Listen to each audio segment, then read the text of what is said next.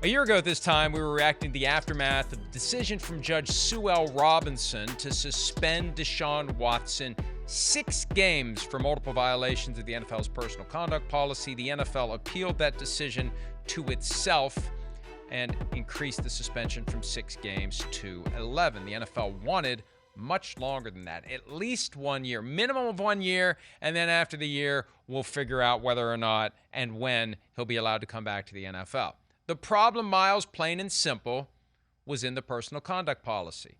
It had not been written in a way to allow the NFL to have the flexibility that it needed to deal with a Deshaun Watson situation. Watson, unprecedented, unanticipated.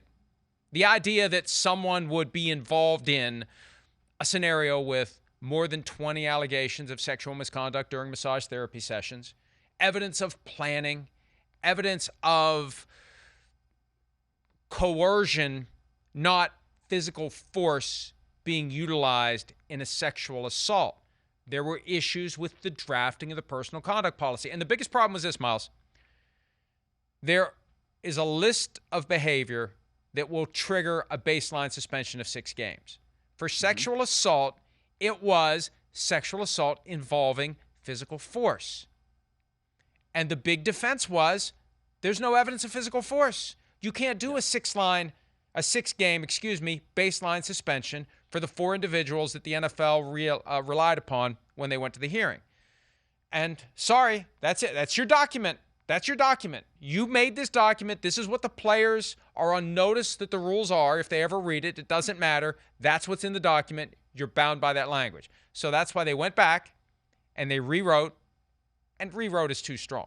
They just added where they needed to add to give themselves the flexibility that if you have threats or coercion resulting in sexual assault, boom, 6-game baseline suspension for each violation. If you have evidence of planning or a pattern of conduct like Watson presented, that can increase the penalties beyond that. I was doing the math last night. If they had this policy in place last year for Deshaun Watson, they would at least have a 24-game suspension, easily. 6-game for 4 incidents, 6 games each, 24 games. And it would go up because of the evidence of pattern of conduct or planning of this misconduct. He could have gone 32. He could have got 2 seasons out of the NFL. So that's why they made these changes. The documents kept them from getting what they wanted. I suspect the commissioner was not happy about that realization, so they went back and they rewrote the documents. Yeah, and that's what you do in response to something that comes up and it changes the precedence, right? And yeah, obviously, the league wanted a longer suspension for Deshaun Watson. I think we understand why the league wanted a longer suspension for Deshaun Watson. And so now with the changes that they have made under the personal conduct policy, it is the opposite of what Sue L. Robinson said, just Sue L. Robinson said at that point, right? Everybody is now on notice that this is what the rules are. And to an extent that it becomes a deterrent for bad behavior, fantastic. Right? I mean, I don't know that we need the NFL to be the ultimate judge of what bad behavior is. I think we as a society should probably be doing better than that. But if this is something that makes players think twice about any action that they might take, then good. Because we don't need people going out there and doing the kinds of things that, the judge found that Deshaun Watson did, in this particular case, right? Then that is what we need. We need less of this in society as a whole, and especially among NFL players.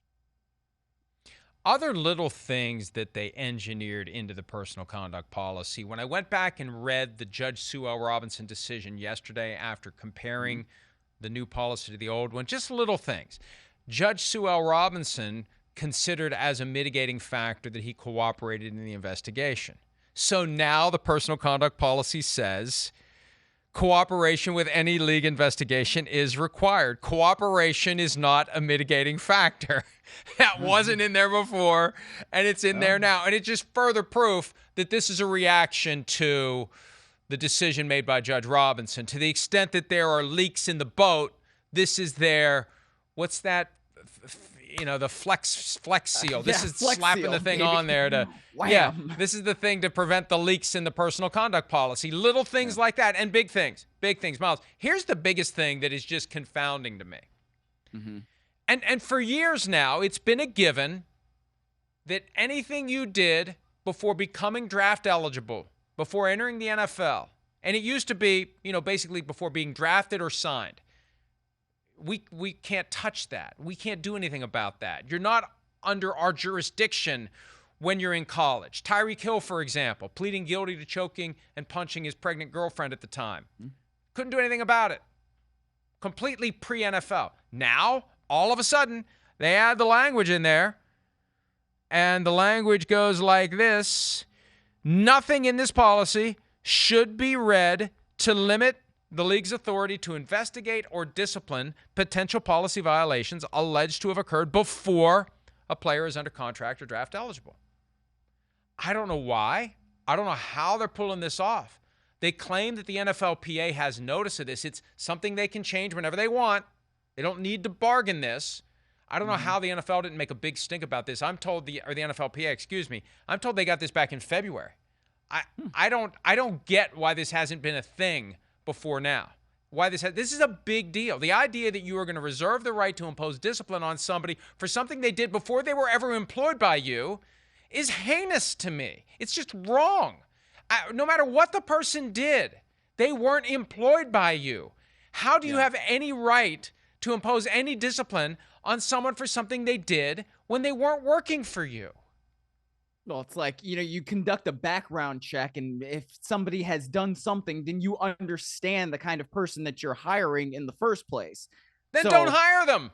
Exactly. That's what I mean, right? So, I mean, I don't mean to single out one particular person, but Stetson Bennett, right? He had an incident that happened over the course of let's call it the off season, that time between when Georgia won the national championship and when he was drafted. So in theory, the NFL could discipline him for that. Now, we've not heard anything about that, and Lord knows if they even would do something about that, because it doesn't necessarily rise to the level of, heinous crime or whatever you would want to call it. But that's something that all players now have to be aware of, that anything you do in college can be used against you once you get to the NFL. The reality here, possibility, as to how this came to be. I think that there's a chance when the Judge Robinson decision came out last year, the guy whose name is on every football blew a sufficiently large gasket on this idea of not having a policy that is sufficiently flexible to allow me to do whatever I want to do whenever I do it. Hey, rewrite that bleepity bleep bleep policy so I can do whatever I want, whenever I want, with any player, under any circumstance, regardless of when they did what they did. I want to be able to be the enforcer, regardless of when the incident happened, that I would be enforcing punishment against. I think it's that simple. And somebody else raised an idea, and I'm trying to figure out whether or not this is part of it. But this makes sense. With all the gambling stuff going on, and we see the Iowa State scandal now where guys are facing criminal accusations, you want to have something where you can say if a guy was involved in some sort of gambling scandal that rose to the level of criminal misconduct, we can take action under the personal conduct policy and suspend him or do something short of not employing him at all. That's the problem. You got 32 teams that want good players. They're going to look the other way if the guy's good enough. The league wants the ability to say, hold on. I know you want a great player, but we don't want this person representing us unless and until we do something about whatever it was that happened. One last thing very quickly. And we wrote about this yesterday. The idea that the new version of the player personal conduct policy has removed the line that says owners and club personnel will be held to a higher standard. That's just gone. That's what's his name? Matthew McConaughey. It's gone. It's gone. Ceases to exist. Like, why would you take that out of there? And I got into an Abbott and Costello routine with the league yesterday about this because, it's still in there. Why did you say it's not in there? It's still in there. It's like, I'm looking right at it. It's not in there. Yes, it's in there. No, it's not. Well, it's in the personal conduct policy that applies to non-players. What's in there? Well, why isn't it in the player personal? Why'd you take it's always been in this one. Why'd you take it out? And I said, look, here's the reality. Because I think they took it out because they don't want to have another situation like last year with Deshaun Watson, where one of the defenses is, you guys didn't do anything to Jerry Jones when there were potential violations. You didn't do anything to Robert Kraft after his situation in South Florida. You didn't do anything to Daniel Snyder with Beth Wilkinson. What's his higher standard? Baloney. And you use that as a defense as a player. And I've asked the league pointedly, are you going to take the position that that's no longer a defense? Oh, they can raise any defense they want, was the response. No. Are you going to raise, as a response to that defense, it's been removed from the policy? And I've had crickets in response to that. So I think that was taken out to take the defense off the table. Smart, maybe not effective, I don't know, but I think that's why it's not in there, Myles. Yeah, well, that would make sense to me. It sounds like you really put your lawyer hat back on yesterday when you're looking at this stuff, man. Yes, I did. I need to figure out who to send the invoice to. I'm going to send the invoice to NBC. I see what lawyers make per hour. They're not going to be happy with his invoice. Hi, it's Mike Florio. Thanks for watching PFT on YouTube. Hit subscribe for the latest news and analysis from Pro Football Talk.